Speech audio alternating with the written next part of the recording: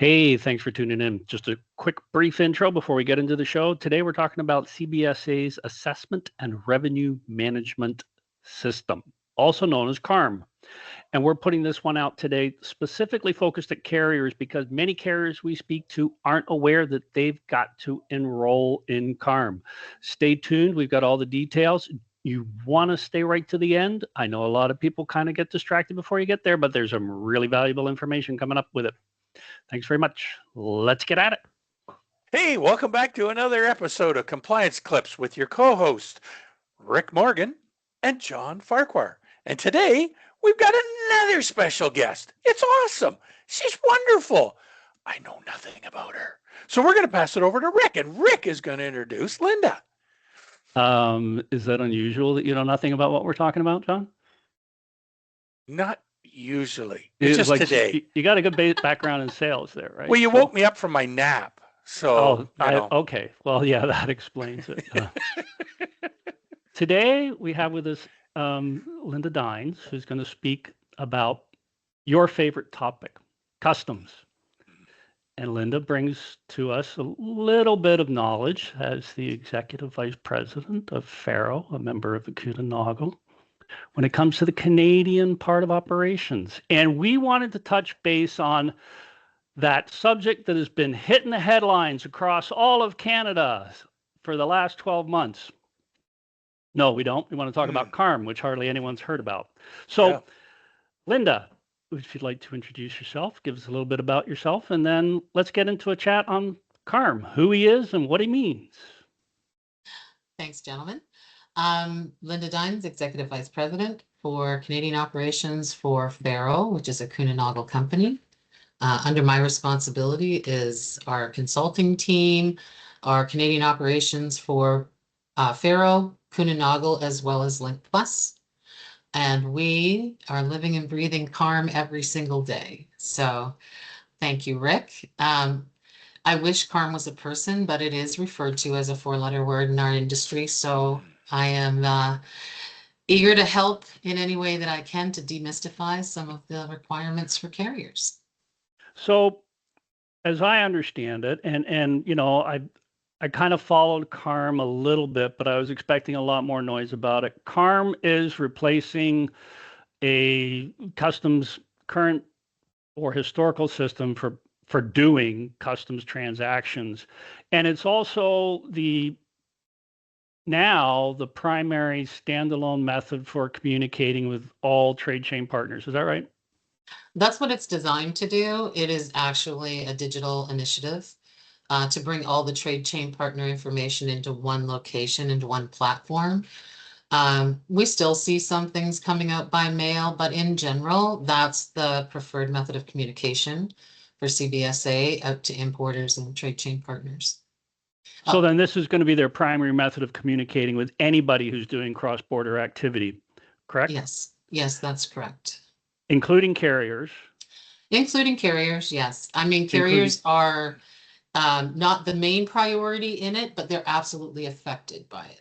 It mostly impacts customs brokers and importers, but the carriers, without a doubt, have an obligation to register on the portal and delegate their authorities, etc., so that they've got the right people doing the right things. So before we started recording, you'd mentioned a few things that I know John, with his trucking background, his eyes kind of went, whoa.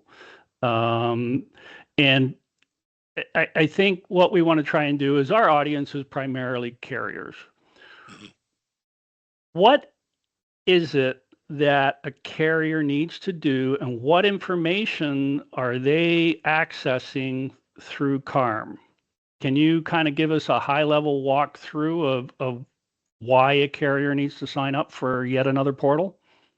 Well, according to CBSA, they're required to register the business as a trade chain partner. And like I said, the main functionality is for importers and customs brokers, but the carriers do need to interact with the system to ensure smooth border crossing, make sure that your bonds are in place, make sure that your business numbers are registered, etc. And that way, if there's a an AMPS penalty or messaging to the carrier specific as it relates to customs clearance, then they have that ability to go in and get that information. So there's in the good old days, we'd get that envelope from CBSA with the AMPS penalty saying you did the, C37 or whatever, and here's your $2,500. That's not happening anymore. That's all digital. That's what the end goal is. I know there's still a little bit of noise in the system, but ultimately it is your single platform for all communication through the CRA as it relates to customs, business numbers, etc. And you'd mentioned that there's certain validations that carriers might want to consider doing in certain actions, such as, for instance, clearing a transaction on their own account number if there's a problem with it in order to expedite coming across the border. You'd indicated that in the CARM environment, this introduces a whole bunch of new challenges for the carrier. Could you perhaps share a little bit more on that? Well, I mean, the danger is if you represent yourself as the importer of record in order, like post your business number against a bond in order to facilitate the release, you're essentially representing yourself as the importer of record. And with that comes all of the liability as it relates to the importer of record, meaning, if there's a future protest against a particular entry and it's against your business number, then ultimately you would be called upon to correct that, advance any future duties that are necessary, if necessary. And at that point, will that importer still be a customer of yours? Will you have the ability to chase that down, the proper information, since you're not technically party to the transaction? We're seeing a lot of companies trying to accommodate this to satisfy their importers in order to, facilitate the release, when in reality, the hard way is to make sure those customers are registered on the portal, that they have delegated authority to their customs broker, and they have posted either a cash deposit or release prior to payment bond. So that's the preferred way to go. And I think you limit your liability in that case as well. So in the event that the importer had not posted those and the carrier brings the shipment across, clears it on them, they're responsible for tariffs, duties, processing fees, fines, the whole nine yards. And through CARM, they have visibility of that. They do. But if they're not in CARM and they're not looking, then they might not ever know until they get served notice formally. I would think that if they are willing to represent themselves as the importer of record on behalf of their customers, that they would themselves be a heavy user of CARM, because importers need to be checking their profiles regularly. That's where all the messaging comes from. If there's an audit, the notification of audit, sometimes we're still seeing them in the mail, but they're oftentimes in the portal. That brings up a question here. If a motor carrier sets themselves up on behalf of the importer, but that importer uses multiple motor carriers, are you not opening yourself up to more liability because you're going to take on the responsibility of those other motor carriers? Well, as brokers, we share customers with other brokers. So what the CARM portal, how it's set up is, I can only see the information that I do. Now, one of the recent experiences at the border, and we were talking about earlier, is CARM is the method of managing outages. Is that correct? Well, when CARM went down, everything went down.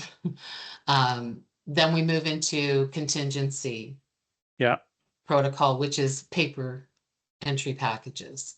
So while that's happening, as brokers, we continue to submit the electronic release requests, but they kind of go into limbo. But what they recommend is the carrier then bring a paper package. Now, what I can say is during the last outage was pretty long, and we started to see conflicting behavior at different ports. So we'd get told at one port, tell the driver to approach.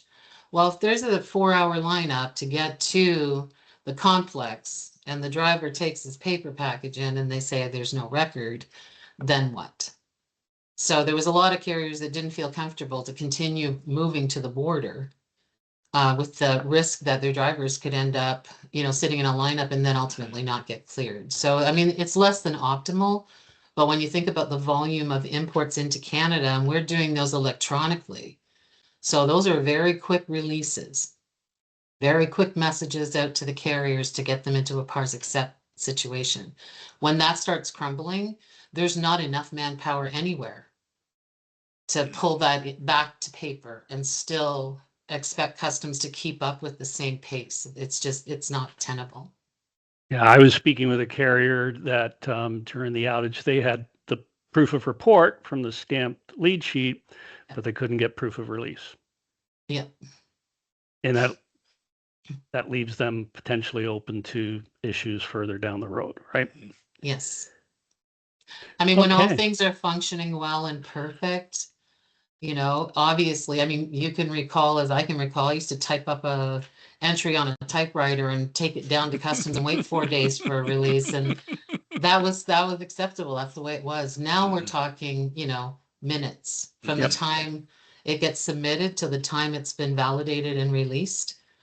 So that, I mean, the end goal is great, that where we're heading, but there's painful period between now and then. Now it's better than it was in May. In May, it was a real challenging time for everybody.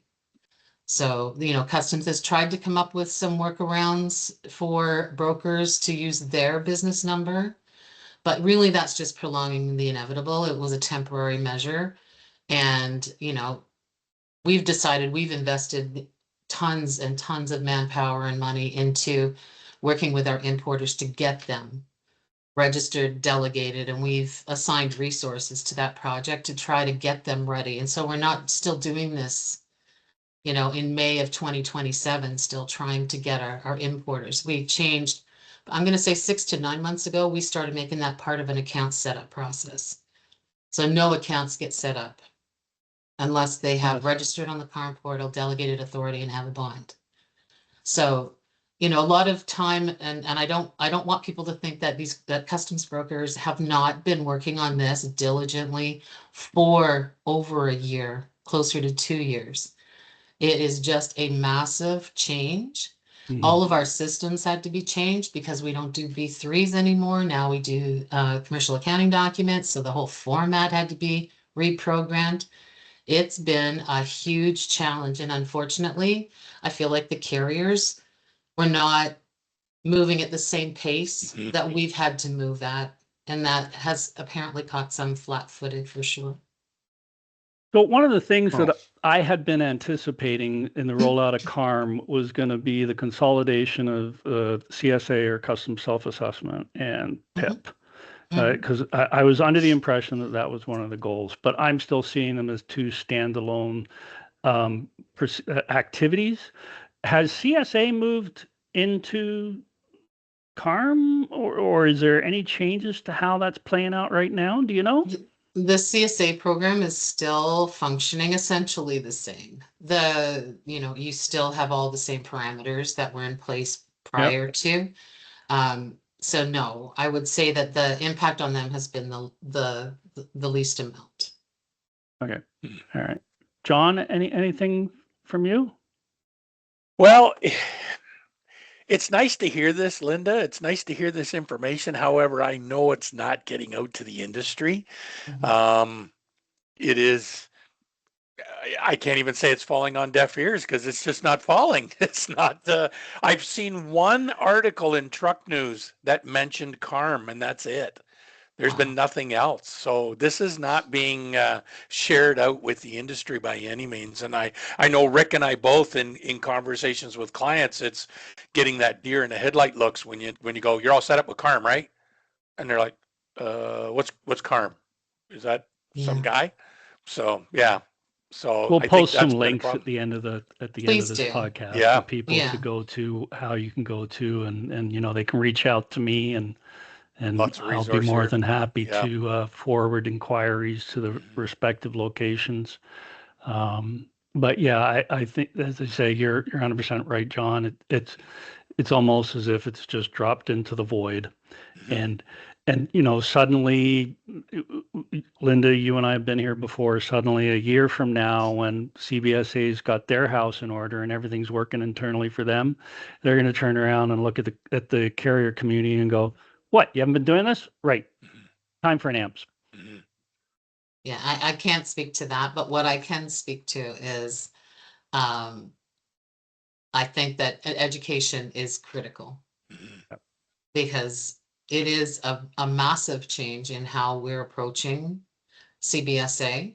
I mean, up until May, we used to clear on our bond, right? So we would clear on our bond, we would outlay duties and taxes for many accounts and then bill them for that amount of money. And now we don't have that luxury anymore. And that was a real eye opener for many importers, no matter how much information that was shared, getting down to the actual impact on them. That was a slow boil, and then it was a panic. And then it was a delay, like I've been telling everybody, don't accept freight unless you've validated that these customers have delegated authority to a broker, that they are registered on the CARM portal, and that they have financial security in place. Because missing any of those three things, and you're going to have delays, carrier delays. That same approach could be said to motor carriers that would be freight brokering to other motor carriers as part of your application process. Absolutely. Copies of insurance, operating authorities, carrier profiles, and oh, by the way, are you set up in CARM? Correct. Can you provide proof of your CARM account? Yeah, I mean, this applies to logistics, 3PLs, 4PLs, anyone who's a trade chain partner. You're one part of that chain in a shipment that's crossing the border. You're being brought into it. Like the changes over the last, 10 years have been astronomical. Just with ACI and everything else, like everybody's interconnected now. We're all in it together, and nobody really has full visibility at any given time. But magically, all these things come together to, with the expectation of a swift release. Well, and I was going to say, add to that, the frustration of the driver, showing up and I can't get this cleared, or there's a problem of some sort. But that's what we're here for. And that's what we did today. And this was great. Yeah, and I was gonna, put an offer out there. I told you would finally like customs, John. I told you it's okay. It's not a bad word. How can you not like customs? It's the best job ever. If they're all like Linda, it'd be okay. But I've met some nasty people in customs. Oh, come on. Say it isn't so. I will say this: you are welcome to sign up for our news brief at Farrow.com. We send out notifications to whoever signs up. You don't have to be a customer to sign up, but we send out notifications on everything that happens. If there's a customs outage, we are generally one of the first to market to put that out to our customers. And it starts with registering for that news brief. So you'll see you might get more than you want than from a carrier perspective, but we do let you know when there's outages. So you can manage your time and manage your drivers going to the border if you know that there's an outage. CFIA, same thing. If CFIA is down, if there's delays in messaging and you're carrying food, all of that is good information to have. And anybody's welcome to join and sign up for those. Well, there's many times that free resource, even if it's information overload, can be good, because I think motor carriers need to be better at being a good motor carrier to work with their customers, because they might be able to go, hey, Bob over at BC Logistics, did you know about this? You guys are handling this kind of product. Did you know about this? No, I didn't. Boom, here's some information. So, absolutely. Tighten that customer relationship. Well, and it helps too, because we're sending it out to the importers, because I do know, although drivers, you might not think that they're influential to the actual brokerage relationship, I happen to know that they're very influential. And if he shows up at the receiver and complains about the experience he's just had with a customs broker, then that bubbles up to my contact, who's going to reach out to me. So I will say that we're telling these importers, whether it's weekends, evenings, if there's an outage, there's delays, we're letting them know, so that helps bring the noise and the heat down internally. So if the carriers know as well, then if a customer reaches out and says, hey, you've been delayed, and it might not be for Farrow goods, it could be for any goods, then at least you know that there was an outage on the weekend, right? Okay, well, this has been Exactly. great. Thank you so Yes. much, Linda. We greatly appreciate you joining us today. We'll be sure to put that up, the website up at the end with our other links. And if they say, if anyone has any questions, feel free to reach out to John or I, and Yeah. we will get back to you with the necessary answers. Sweet. Thank you.